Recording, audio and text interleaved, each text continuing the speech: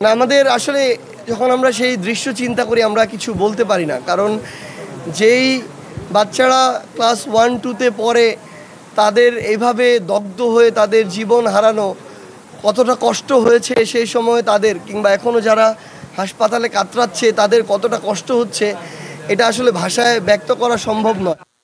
বাংলাদেশে গতানুগতিক দেখানোর জন্য যে তদন্তগুলো হতো, লোক দেখানোর জন্য, এই তদন্ত নয়। বাংলাদেশকে খুনি হাসিনা এবং তার দোসররা লুটপাট করে প্রত্যেকটা সেক্টরকে কতটা অন্তঃসার শূন্য করেছে, এগুলো তদন্ত করে বের করা হোক। একজন কিভাবে একটা এভাবে যান্ত্রিক ত্রুটি হয়, অসংখ্য জীবন আমাদের হারাতে হয়, সামনে আরও কত হারাতে হবে আমরা জানি না, আমরা তো এটা হারাতে চাই না। তো এই তো 1 বছর তো হয়ে গেল, আমরা তো নতুন আরেক জুলাই এসেছি, কিন্তু আমরা তো এখনও দৃশ্যমান বিচার লক্ষ্য করছি না।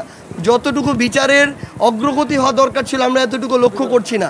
এই অন্তর্বর্তীকালীন সরকার এবং বিচারের সাথে সংশ্লিষ্ট যে কেউ এই ঘটনার জন্য দায়ী, যারা সবচেয়ে বেশি ছিল, খুনি হাসিনা থেকে শুরু করে তার যে দোসররা সরাসরি এই নির্দেশের সাথে ছিল, বাস্তবায়নের সাথে ছিল এই হত্যাকাণ্ডের, এই গণহত্যার, তাদের দৃশ্যমান বিচার, রায় এবং কার্যকর হওয়ার পূর্ব পর্যন্ত এই বাংলাদেশে অন্তর্বর্তীকালীন সরকার কিংবা বিচার বিভাগের সংশ্লিষ্ট যারা রয়েছে, আসিফ নজরুল স্যার থেকে শুরু করে আমাদের বিচার বিভাগীয় যারা রয়েছে, তারা যেন অন্য কোনো কিছু চিন্তা না করে।